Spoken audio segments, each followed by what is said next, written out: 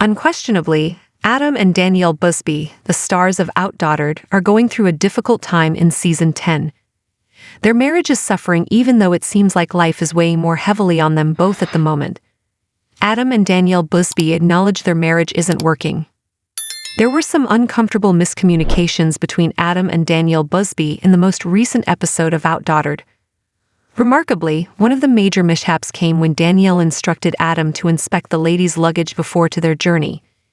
Instead, Adam heard, "Count the bags." Undoubtedly, Mom and Dad were taken aback upon arriving at the hotel and discovering that their quints had been without garments the whole time. Danielle accuses Adam of not verifying them as she told him to do right away. Adam, however, responds by saying that because she constantly packs for the kids, they won't know how when they need to. Subsequently, in an attempt to strengthen their failing marriage, Danielle suggests that Adam think about attending a marriage retreat. Help is given to Adam and Danielle Busby. Love and marriage require work. Fans can see that Adam and Danielle Busby have decided to seek treatment for their marital issues in a preview for the next episode of OutDaughtered. But it's true that seeking help requires a lot of effort on the road. Danielle and Adam discover that opposites really do attract while they are at the couple's retreat that was described in the June 4 episode. Danielle is given a startling insight into Adam's emotions. The couple realizes that there won't be an easy route to reconciliation after determining their love languages. A conversation about Adam and Danielle Busby's different love languages. Danielle Busby outlines her top relationship demands in an open conversation. Acts of service because I've had to take care of myself so much since I was a child. So for someone to take the load off of me is a huge weight of love, the woman adds. She then provides a concrete example, saying that she is in need of going to start washing laundry because you know I do it, and you know it would help me out. She goes on to say, "That shows me love. That's my conception of love." But it's clear how different they are when Adam Busby discusses his top 2 love languages. Adam says that words of affirmation and then physical touch are how he defines love. Danielle pulls together his remarks to find that they are diametrically opposed. With a start, she remarks, "Actually, his top 2 are my bottom 2. The 5 love languages are giving and receiving presents, being physically touched, sayings of affirmation, and spending quality time together. However, if one person scores well in this area and their companion scores poorly, the retreat leader claims that physical contact may be quite tricky to handle." Handling physical touch inconsistencies. In terms of physical contact, Adam and Danielle Busby are at different ends of the spectrum. It can be very difficult because we can't fake that part, right? If someone is a very high-touch person and that's what they need, and the other person is a very low-touch person, the retreat leader explains.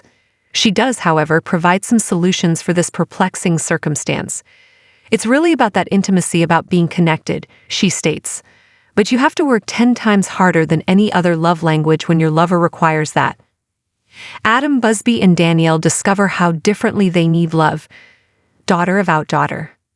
Adam muses about the retreat and remarks, "It's said that opposites attract. Thus, there is undeniably some appeal there." He acknowledges, nevertheless, that marriage is challenging and labor-intensive. Yeah, there are occasional flare-ups, but love and marriage require work, he concedes, adding that it makes things a lot more difficult. Danielle Busby remains unpretentious. After digesting the retreat's teachings, Danielle Busby also reached a few conclusions. "How I grew up, we're not lovey-dovey sisters and whatnot," she muses. "We still adore one another, however." She adds, "And I love Adam and his family, and they are more lovey-dovey," as she recalls Adam's early years. She admits that it is unfamiliar to her. "And that's weird," she continues, "but you know, we can recognize it and put the other person's needs ahead of our own, and maybe that will make loving others easier." Without a doubt, being aware of her partner helps her find ways to engage in more physical contact. She realizes she will have to make a concession in that area in order to have a closer relationship with her spouse, even though it is more difficult since it isn't as essential to her. Similarly, because Danielle values acts of service so highly, Adam should feel free to accept doing routinely unexpected home chores in order to deepen their relationship. Half the battle is won by knowing. Though it's true that knowing is half the battle, the harder part is actually learning from it. After determining how they want to be loved, Adam and Danielle Busby now need to look for methods to become better. Love languages are so important because if you know it and you do nothing about it, problems start, the retreat organizer adds. Do you believe Adam and Danielle Busby will be able to use their newly discovered love languages? Do you have a partner that loves in a different way than you? How is the current OutDaughtered season going for you? Please leave a remark below.